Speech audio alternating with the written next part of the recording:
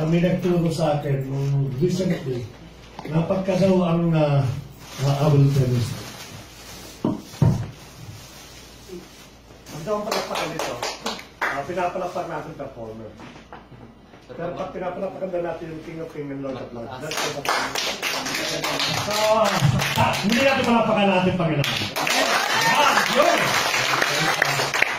Hallelujah.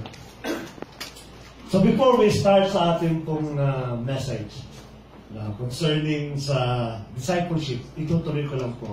I would like to invite everyone to stand up, please. Yeah. Sunod kayo sa instructions, no?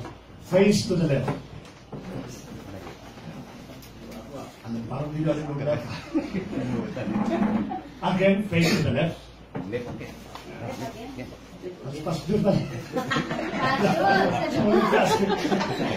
One more, face to the left. Left again. Swimming tayo nito. Tama yan. And last, face on Left. Left again. Huwag muna pa tayo lahat. Para mag-isip po tayo. Yung iba kasi dito walang tulog. Nagluto po ata talaga. So ginising lang po natin. But to be honest, no, may mga question kasi na, o anyone among you, na nag-question, bakit pa ako tumayo at bakit ako nag-face na left? No? Immediately, wala akong magtatanong. Tapos ang gagawin lang po niya, kung ano sinasabi po ng in front of you, o kayo mo yung pinaka nag-preside, sumusunod po tayo without any questions. No? It doesn't make sense na, bakit nga naman ako tumayo? At bakit ako nag-face na left? Wala namang purpose. But despite of walang purpose at hindi natin intindihan kung bakit tayo sumusunod, ang ginawa natin, sumunod po rin po tayo. Bakit ko po na-open up ito? Kasi, sa paglilingkod sa ating Panginoon, sometimes, hindi natin maintindihan. O hindi natin ma-define bakit ba ako sumusunod sa mga born-again Christian na ito? Bakit ko ba binigay yung buhay ko anong araw po yung napakaganda sa mundo? Walang restriction. Gusto kong manigarilyo, anytime I can smoke. Gusto kong maglibang, gusto kong minom, anytime. Pagtawag mo yung aking kaibigan inom tayo para magkaroon ng kasiyahan. Walang pumipigil. Wala kang inaalala. Wala kang tinataguan. But when you accept the Lord Jesus Christ, you surrender everything, even to the extent that without any question, why I have surrendered everything? Katulad ng ginawa po natin, kung bakit po tayo umikot, hindi natin maintindihan. And sometimes, sa paglilingkod natin bilang disipulo na ating pong Panginoon, minsan yung iba natulak lang. Natulak lang, kumbaga sana parang yung kaibigan ko kasi 5 kami, yung 4 nakakilala na naglilingkod sa Lord. Parang out of place naman ako. Sali na rin ako dyan. Kumbaga sa nakisama lang, without knowing kung ano yung ginagawa ng bawat sa atin. Alam niyo po bakit ko po yung open up ito? The most important thing in serving God is to know your purpose. Malaman mo bakit ba ako nagbibigay ng buhay at nagbibigay ng oras at lakas at ang akin pong talent at lahat ng akin pong tinatangkilik, financial man, binibigay ko sa ating Panginoon. Ano ang purpose? Dapat malaman po ng bawat isa. In order for us to sustain yung paglilingkod natin sa ating pong Panginoon. Let us start. Asan niya ating pong mouse? Ano ba? Yan. Aside po natin. The number of Christ followers in the church is not how many people occupy the chairs or record of attendees. Kasi ngayon ng mga churches ngayon, nagpaparamihan. Nagkakaroon ng contest. Pag nakita-kita, ilan ang attendee nyo? No? Bagkamat ang attendee 30, 130. Tinadyagan ng 100. No, parang lang hindi siya mapahiya kasi it seems the church is established already 5 years. Kaya parang hindi siya mapahiya na 30 yung kanyang attendee. Ang ginagawa niya, dinadagdagan 130. Ay, dami. Nagulat yung kapatid o isang pastor. Kaya pastor, ilang kailangan ng Friday? 230. Pero po, lang talaga. Sinungaling. At talaga pong ganun po talaga. Normally, ang church po ngayon, binabase sa number of attendee. Amen. O yung pong listahan ng mga umattend. Doon nakapokus ngayon ng iglesia. No, they're trying to collect as many as you can, but inside the church, hindi mo alam anong purpose. Kaya people ngayon, ang tao ngayon, come and go, come and go. Makikita mo na lang na isang buwan, pagkatapos mawawala ng 2 taon, babalik ulit ng isang buwan, mawawala ng 5 taon, come and go lang. Why? Because hindi niya alam kung anong purpose po niya. At yun po ang lilinawin po natin because ang sabi ng ating Panginoon, we are called to become a disciple. Kaya lang ang problema kasi pag sinabi natin disciple, kala natin, pag matin ka ng church, disciple ka na. Hindi ganun po yun. At lilinawin po natin in order for us na malaman natin ang purpose ng bawat isa po sa atin. Ang sabi po sa atin pong nakatagay po dyan, occupy the record of attendance, but how many churches produce a quality disciple? That's the most important in the church. Pastor po dapat ang laging aim natin, objective ng bawat pastor. No? Maganda po maraming uma-attend. But the main focus and objective ng bawat leaders of the church, how many quality disciples that I can produce out of these people. Quality, not quantity. Yun po ang tama. Aanin ko yung meron akong 500 na uma-attend. But out of 500, dadalawa lang po yung nag-evangelize. Dadalawa lang po talaga nagpatuloy. Kesa kung pag-usap na 2 po kayo, yung 2 po nag-disciple po lahat. Let us remember, no? Yung pong 500 na 2 lang po nag-share. Let us assume by multiplication, mathematically, every day meron kang 2 na nagkukuha po ng 2 tao. So every day meron kang 2, 8, and 16, and so on and so forth. Pero kung meron kang 20 attendee na naproduce mo talagang quality disciple talaga, imagine po niyo 40, 20, 40, 80, ganun po ang bilangan po niyan. So dito po nakikita po natin na main objective po ng iglesia na supposed to be yun ang plano ng ating Panginoon. No? He secured 12 disciples, then out of 12, iisa lang po yung nag-traidor, iisa lang po yung tagang nagpalimbing. Pero yung 11 and the rest ng nahipo ng ating pong Panginoon, nag-proceed po yan. At ang bunga po ay tayong narito.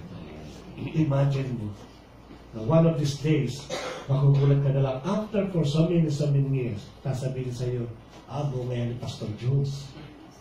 Na isang mahusay na pastor, kaya evangelist, kay Pastor Jules kanin yan, sa Saved by Grace kanin yan. Imagine po niyo kung gaano po kagalak sa puso po ng tao. Kahit si Pastor Jules nasa hospital, ugod-ugod na lang yung kita. Napakaganda po na talaga na nakita po. So, anong title po natin? Alam na. Yan. Discipleship pa rin po tayo. In-extend ko lang po ng 1 month kasi po, meron tayong schedule na ng water baptism. No, again, just a probably my preemptive message. Let us understand kung ano meaning ng water baptism. Kasi po, before we continue sa ating pong message, ako po natulak one time ng water baptism. Nag-invite po yung aming pong pastor sa Pilipinas na mag-beach kami. Sobrang excited ko po at gusto ko nang maligo. Pero hindi ako makapaligo-ligo kasi may water baptism. Ang sabi ng pastor, pag nag-water baptism tayo, libre ng ligo. Ano kung ito makakaligo? Water baptism. Ako, mawawater baptize mo. Kasi beach Diba? Minsan natutulak po tayo. But let us correct now what is the meaning of water baptism through the word na discipleship. Para po kung meron sa inyong natulak at meron sa inyong napersa, nakisama lang, this time gagawin po natin ang biblical at naaayon po sa kalooban pamilya. So what? Discipleship is a choice. Pinipili po yan. Hindi po yan pag na-invite kayo dito, napunta kayo o regular attendee kayo, it doesn't mean that you are a disciple na at ng ating Panginoon. Umaattend ka ng BS, umaattend ka ng PN, doesn't mean that ikaw ay disciple na ating Panginoon. Ang discipleship po is more than ng mga pag-regular attendee po natin. O more than po ng mga ginagawa po natin. More than ng ating pong desire. Kaya ito po ay a choice. Hindi po kayo pipilitin na naman at hindi ko po kayo kayang pilitin to become a good follower of the Lord Jesus Christ. It is your choice. Pagkakaroon lang po ako ng encouragement, ng link sa ating pong Panginoon. But at the end ng mga encouragement, at the end ng mga Word of God, still it is your choice to follow the Lord Jesus Christ. Sapagkat yung natulak po, hindi magtatagal po yan. yung pong napwersa lang, hindi po magtatagal po yan. Ang gusto ng ating Panginoon yung long lasting. Yung kayo forever. Sabi nga nila, wala forever. Pastor, may forever. May forever sa ating Panginoon. Pag nasa Lord ka, may forever po yan. Ang gusto ng Panginoon, lagi tayo magkasama. At mamaya, hukayin po natin kung anong meaning po ng choice. Ang ating pong verse, pakita po natin sa John chapter 1, verse 43. I hope na nakikita po ng iba para nakaharang yata ako. The next day, Jesus decided to go to Galilee. He found Philip and said to him, "Follow me." Isa naglalakbay ang ating Panginoon doon sa Dalampasigan, nakita niya si Philip na nangingisda. Ang sabi niya, "Follow me." The same word na "follow me," ginamit po yan sa Mark chapter 2, verse 13 to 14. Yan. Dito naman po hindi si Philip. Ang sabi niya, "He went out again beside the sea, and all this crowd was coming to him, and he was teaching them. And as he passed by, he saw Levi, the son of Alphaeus, sitting at a tax booth, and said to him, 'Follow me.' And he rose and followed him." Meron pong sa tao naman nasa tax collection, sa booth ng tax collection, na namumulekta ng buwis. Kilala ko sino po yun. Kaya si Mateo. No? At ang sabi ng ating Panginoon, parang walang kwenta yung trabaho mo. Follow me. The same word na ginamit po ng ating Panginoon when he called Philip. And the same word that he keep on using in order to call us individually. Amen. The same word. Ano pong ibig sabihin po niyan? Kung ipaparaphrase niyo yung follow me, ang ibig sabihin lang po niyan, to join as his attendant. Sabihin, kung nasan ako, andong ka dapat. Yun yung follow me. Hindi lang sinabing follow, kasi marami po nag-follow. Would you believe?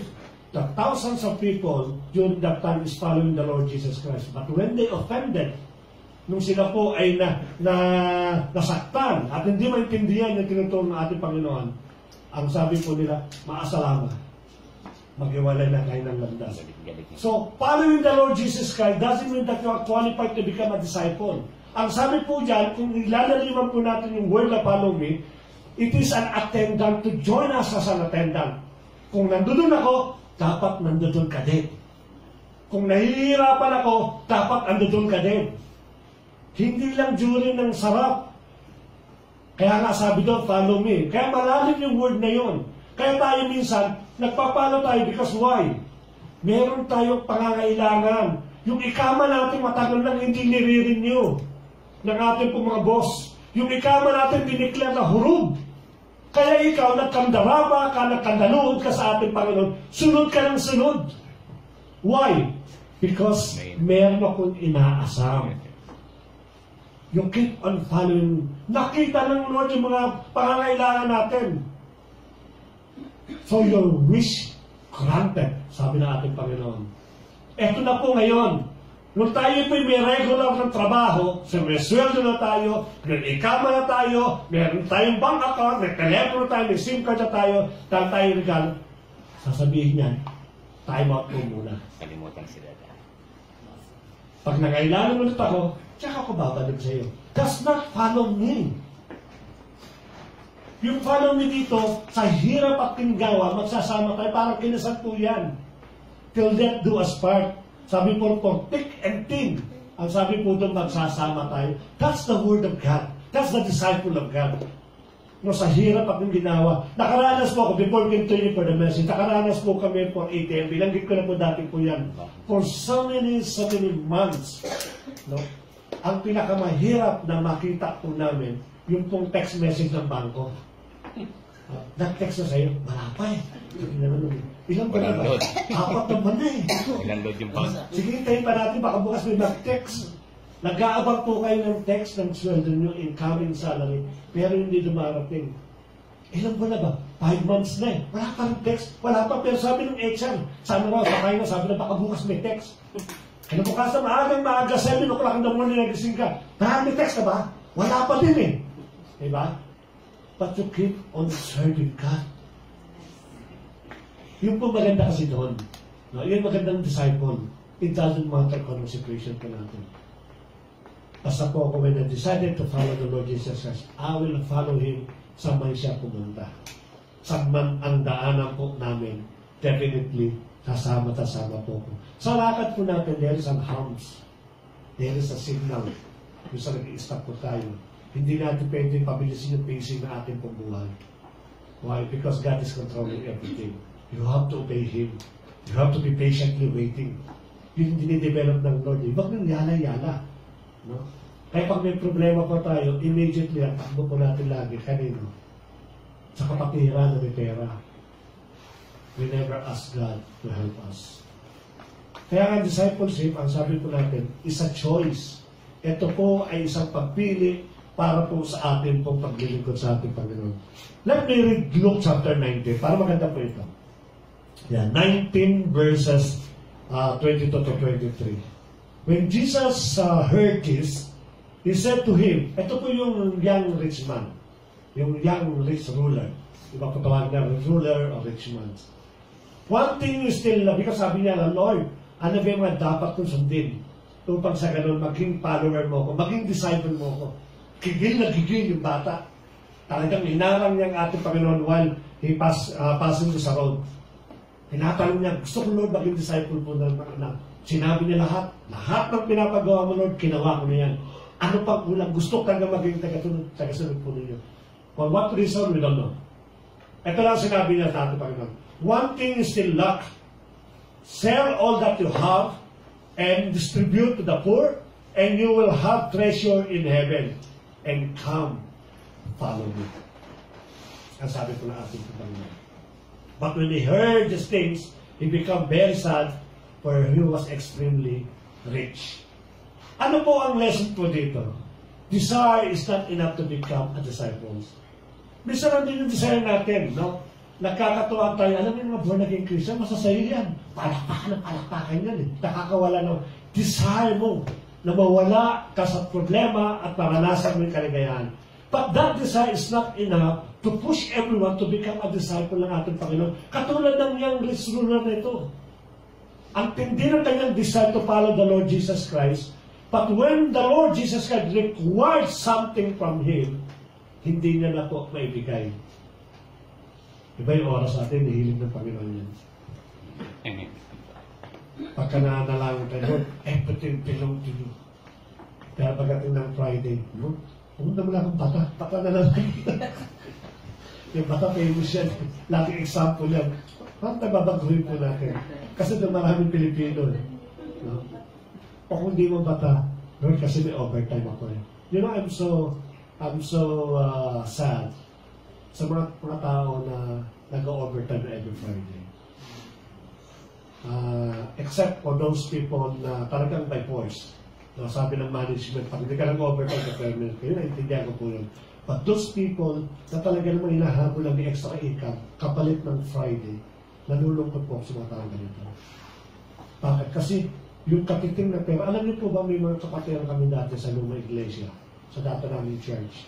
No, ako po nagsusundo po doon, mga mechanics po yun eh. Na one time nung sinundo ko po sila, dalawa po sila eh. Hindi sila matin ng last Friday. So napalaw ko lang, ano nangyari kapatid, bakit last Friday hindi kayo nagsimba? Kasi po, they decided mag-overtime. Sayang naman po yung kita namin sa Friday. Ganun po ba? Kasi ako naman po maingat po sa ganun. Ayaw ko sabihin na, bakit mag-overtime? Tinanong ko po sila, magkano naman kapatid ang kinita yung Friday? Ako po 5 reals. Siya po 3 reals. Imagine po ninyo, 5 reals and 3 reals. Tinanong ko, bakit ganun? Kasi po, pag marami kami nag-overtime, yung lahat na pumapasok na pera, sinishare ko sa lahat. Kung 10 kami, inahati 10. Kaya kami, tag-5 lang kami. 50 reals ang kinita po nung araw na yon, 10 sila, ay tagpa 5 real. Imagine yung pinagpalit ko sa akin. Nawalan ka ng napakaraming bagay. So it's so sad to say na may overtime po kami pas eh. Tsaka na lang sa Friday na lang po. I remember one time po, hindi po ako nag-overtime. Nung binalik ako ng mundo, papalis sa atin kong Panginoon. I play basketball. Basketball is my life. Nung ako po yung high school, kasi pinagkakakitaan ko po yun, basketball. Alam nyo, sa mga lalaki po dito, yung pusta-pusta. No? Dumadayo po kami sa saan Tondo, sa Palok, sa Manila, kung saan kami dumadayo, at nagkikipusta po kami. Ang tostahan ng pinakalupunan. Iniwan ko po yun when I accepted the Lord Jesus Christ. Sabi ko, itong basketball na ito, hindi ko sinasabing masama po mag-basketball. Ang sabi ko lang, kukuhain ito yung oras ko at mawawalan akong time sa ating pong Panginoon. So hindi lang po basketball ang iniwan ko. I left also my friends, my good friends, my best friends sa paglalaro ng basketball. I decided to concentrate sa ating pong Panginoon. Na-involve po ako sa evangelism. Kaya araw-araw po gano'n sa school, pagka sa school, evangelism. Kaya po buhay ko mga uuwi na lang po ako ng gabi po niyan. So nangyari po, when they decided to call me back, ang sabi nila, isang beses lang naman. One time lang. So, every day makikita kami, one time lang, pagbigyan mo lang kami. So, pinagbigyan ko po, isang beses, mga kaibigan ko. Alam yung wala, yung nararamdaman mong fame, nararamdaman mong glory, pag naglalaro, just yan. Yung muli ko dumating, naku, ito yung nabis ko eh. Pag naglalaro ka na, tao, nagsisigaw sa'yo. Pagkatapos mo, bumalik ako ng mag-service. But next Friday po, after ko magsimba ko, absent ulit ako. I played the basketball. Little I know, na-hook up again ako sa basketball, iniwan kong ministry ng aking po. Hindi po masama mag-basketball. Ang masama po, iwan mo yung aking Panginoon. Yun po yung nangyari sa akin during that time. Kaya be careful sa pipiliin po natin. Mamaya i-discuss po natin a little bit further itong ating pong ang sabi po yan, desire versus choice. Ang desire kasi hindi nagtatagal. Pag wala na yung desire mo sa isang bagay, hindi na magtatagal yan. Parang niya yung kaibigan ko. Na yung kaibigan, hindi ko kaibigan ko rin at kasama ko sa trabaho, yung po, addict po yun sa phone. Pag may lumabas na iPhone 4, iPhone 3 kanya, palit ka agad yun, punta ka agad yun ng bata, bibenta niya sa software iPhone 3, magdadagdag siya ng bagong pera, iPhone 4. Kasi desire. No, pag nakuha niya yung iPhone 4, tuwa siya, the best na pong telepono to. Ito talaga magiging telepono ko habang buhay. Ilan niya. Desire. Ito na ngayon. Here comes iPhone 5. Lumuma na iPhone 4, punta ng bata. Swap. Ayaw ulit. Pati mo, iPhone 5. Ito talaga, the best talaga ito. Desire. No? Every time na may bago, nagbabago yung desire. Kaya desire ko talaga sa ating Panginoon eh. Ay hindi na uso. Uso na ngayon yung mga, alam mo na, yung mga sa embassy, yung mga, mga disco na bada. Eh, desire ko dito ngayon ako. Kung saan siya may desire siya lumilipat. Kaya yung desire versus choice, lahat na natatandaan. Ano ba ang desire mo? Baka ngayon desire mo lang sumunod sa ating Panginoon, hindi choice. Later on, hindi po magtatagal po yan. The only different word between desire and choice is sustainability. Pag hindi po yan choice, hindi magsusustain. Mawawala po yan sa atin po. Ano po? Another attitude, no person having been confronted by the Lord Jesus Christ can remain neutral. Ignorance is no longer an option. Ang ibig sabihin lang po, yung pong isa, desire. Ito naman po, neutral. Dito lang sa may gitna. Hindi ako mainit, hindi ako malamig, nasa gitna po ako lagi. Kaya nangyayari tuloy, hindi mo makonvinsing maglingkod. Bakit? Kasi hindi maiwan yung kanan. Kinukuha ng kaliwa para maglingkod, may kanan na ayaw ng bitawan. Kaya nga neutral. When the Lord confronted each everyone, yung word na neutral, hindi po yung katanggap-tanggap sa ating Panginoon. Kaya nga, until this very moment, sorry to say these things, kung ikaw po ay more than 2 years na nagsisimba sa ating Panginoon, and you never get involved sa ministry, then, nasa neutral ground po kayo. And it's very dangerous to stand in a neutral ground. 2 years, you don't involve yourself in the ministry. Ano ginagawa mo? Maybe you have only desire. It is not your choice. Bakit? Kasi kasamahan ko nandun eh. Alam mo, nalulungkot ako nung isang kapatiran ko, hindi ko nababanggitin yung pangalan. No? Nung siya po yung nawala sa iglesia nito, nasabi po namin, kapatid, nasaan ka na? Bakit? Kasi yung kaibigan ko lumipad to Seventh Church. Doon na rin ako sasama. Ano doon yung kanyang desire? Wala yung choice. No, napaka-danger ng kanyang neutral ground. You have to stand up. You have to decide. You have to tell to yourself, sa Panginoon ako at sa Panginoon ako. When you are confronted by the Lord Jesus Christ. Katulad ni Pablo, nung kinumpront po siya ng ating Panginoon.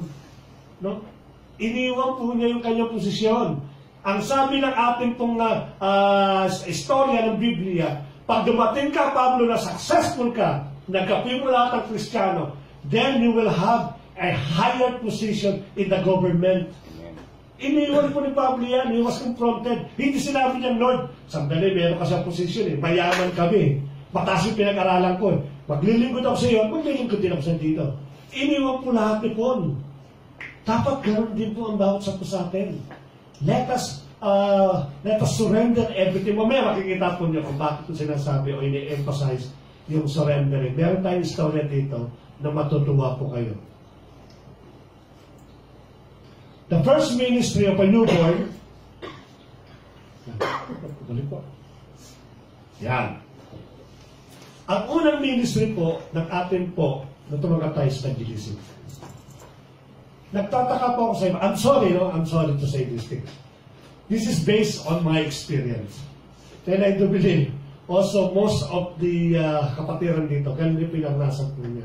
When I accepted the Lord Jesus, truly I accepted the Lord Jesus Christ, the first thing that I did is what?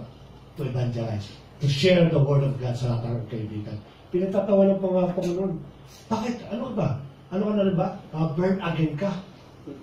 Diba? Nung ako tumanggap sa ating Panginoon, naaalala ko pa, when I accepted the Lord Jesus Christ in MLQ, Manuel L. Quezon University, during my college stay, the moment that I get home, I share the Word of God to my family. After that, sa kinagabihan, I share the Word of God to my friends. Ganun kainit yung aking nararamdaman. So the first ministry na yun, na hindi dapat sabihin sa bawat sa atin, but it will come out in my heart to evangelize, to share the Word of God, to share the gospel. Yung kagaya pinakapulo. Then the rest ng ating nag-involve po kami, strict ministry, strict evangelism. Kami po nilalagay kung saan lugar at nag-share kami simula umaga hanggang gabi. Iniikot po namin, nagka-house-to-house po kami. Tuwang-tuwa po kami every time na babalik kami sa aming pong headquarters. Evangelism. Yan ang pinakali po dyan. Bakit ko pa nasabi po yan? I'll give you one good example. Assuming nanalo po kayo ng loto, 50 million. Ano pa lang sa loto? Nung tinawagan po kayo ng PAGCOR at sabi sa inyo, you won 50 million in lottery. Ano po ang first reaction to me? Tell me. Isishare nyo kagad. Ipagayapag mo pa nga eh.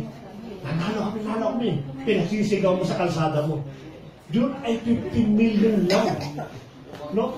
50 million. Kahit pa yung aso ninyo. Uy, Doggy! Nanalo tayo ng 50 million. Sinishare mo sa suwa. Kasi out of this gratitude at yung joy na naramdaman mo, 50 million, lahat mo yung sinishare po natin. How much more buhay na walang ganun na pinagkaloob sa atin? Diba? Kaya nagtataka ako, why we cannot share the gospel of God? Bakit hindi natin ma-share? Kasi nahihiya po ako eh. Kasi po medyo hindi pa ako ready. Supposed to be, hindi dapat yan katwiran. Out the abundance of heart, when you accept the Lord Jesus Christ, the first thing that will come out in your mouth is the gospel of the Lord Jesus Christ. Kasi yung tuwan-tuwa ka. Kaya marami nagalit sa akin kung mga araw gawin na tayo. A lot of my friends, relatives, hated me so much when sharing the Word of God. Because that is true. But I don't care. During that time, talaga po wala akong ginawa, even in school. No? Pag nagsama-sama kami, kasi grupo po kami, court kami. Pagdating namin sa school, umupo kami, kasi basketball court namin, open po yan, nag-aaral po ako. Pag-upo namin, nag-uusap na kami 4, lahat sino target mo? Akin na yung handa doon. Ako dito, ako dito. Tina-target na po namin kagad po yun. Kaya pa nag-target kami, before we share, nag-pray po kami, maghihiwalay na po kami 4. Ta-targetin namin yung matinugo po namin. Why? Someone told me to evangelize? No. Pastor told me to share the Word of God? No. Because that is the abundance of my heart. Andun yung joy ko eh. Kaya the first ministry of a person na born again is to share the gospel of God. It doesn't matter kung ano pinunod. Alam niyo po, sharing the Word of God, napakadali naman po talaga yan. Labas rin sa Mark chapter 1 verse 15. And Jesus said to them, "Follow me, and I will make you, and I will make you become the fishers of man." Kasi yun ang objective talaga ng Lord. Every time that people will follow, will become a disciple, He will make a fishers of men. Yung evangelism kasi kagad na doon. No? Let us remember na yung pagiging fishers of men, it is a disciple, is contingent yan. Nangangulugan na hindi mo na kinakalang itulak, hindi mo na kinakalang ipag-master, o hindi mo na kinakalang i-seminar kung paano po mag-share ng Word of God.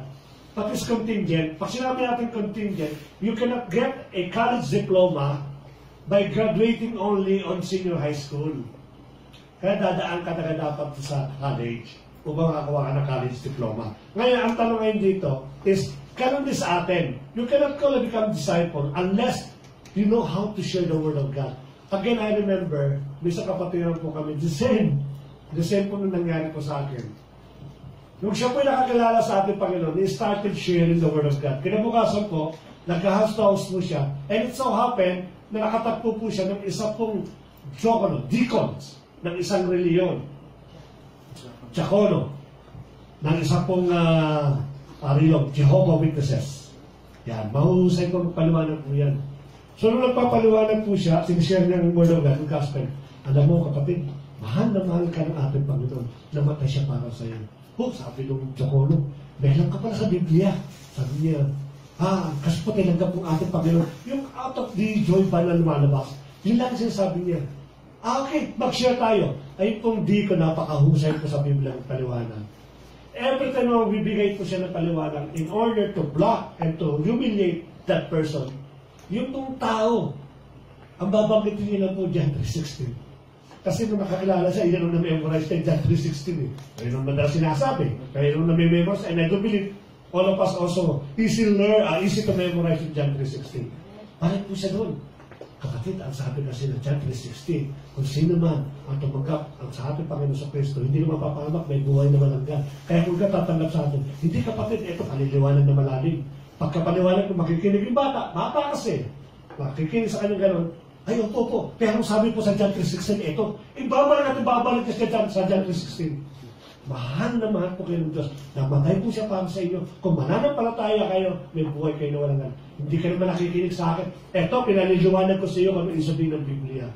No. Nakikinig po siya, but pag every time na magsasayta po siya, i-open up John 3:16. Yung bata po hindi natin sa pananampalataya. Yung bata po, hindi mo siya natakot doon sa kaharap po niya. Bakit alam niya, kasama niya ang ating Panginoon. And believe it or not, itong deacon na ito, and suddenly, naglaylo.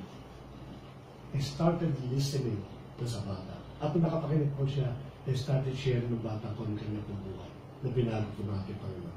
Imagine mo, ang pag-share po ng Word of God, it doesn't mean na kinakailangan po tayo na mag-aral pa sa ating pong sa Biblia po. Hindi ko sinasabi mo pag mag-aral, but i-share po natin kung ano yung personal life po natin. At sabi pa dito, evangelism does not require, abay ko po doon, deeper in the Bible, but required a good testimony that speak louder than theology. Yung iba kasi, gusto ko mag-aral ng theology, gusto ko mag-aral ng hermeneutics, gusto ko mag-aral ng apologetics, lahat ng text, mag-aaralan ko para matuto ko mag-share ng Word of God. No! Sharing your personal testimony and personal life, it is the most effective preaching of the gospel. Ang buhay po natin. Kahit anong dami ng doctorate na kinuha ko po, kung hindi makikita sa buhay ko ang ating Panginoon sa Kristo, it is useless, the theology. I'm not saying na hindi importante ang theology, but what I'm saying, above all things, it is your life that speaks louder than this diploma or certificate. Evangelism, you need only your testimony. Pakita lang po ninyo. Pag dumating ka sa pamilya mo, noong una po, persecution talaga abutin po ninyo. 100% sure. Because those people, they cannot understand us. Especially mga magulang po natin. Thinking na palit po tayo ng religion. Kasi ang born again, kala nila religion eh. So they're thinking na pag nagpalit kayo ng reliyon, ang mangyayari? Sumpa, curse ang aabutin ng pamilya natin. Kaya galit na galit sila. But sooner or later, magugulat na lang po kayo. Itong anak ko na ito, ganito. Some small testimony lang po, no, before we go with the second items po natin. Lumaki po ako sa pamilya na hindi po ako kilala ng magulang ko. Kasi nga po, sinabi ko na sa inyo yung vision ko, yung paglalaro ng basketball. Kaya hindi po ako uuwi ng bahay. Hindi po ako nag-i-stay. Nag-i-stay po ako sa mga kaibigan ko at madalas naglalaro po kami. When we transferred to Cavite, from Manila, Binondo to Cavite, hindi po ako sumama. Kasi nga hindi ako malapit sa magulang ko. Tumira ko sa mga lola at lola ko para may freedom akong gawin ko naman yung gusto kong gawin. Dumating sa punto na pag nag-uusap yung magulang namin,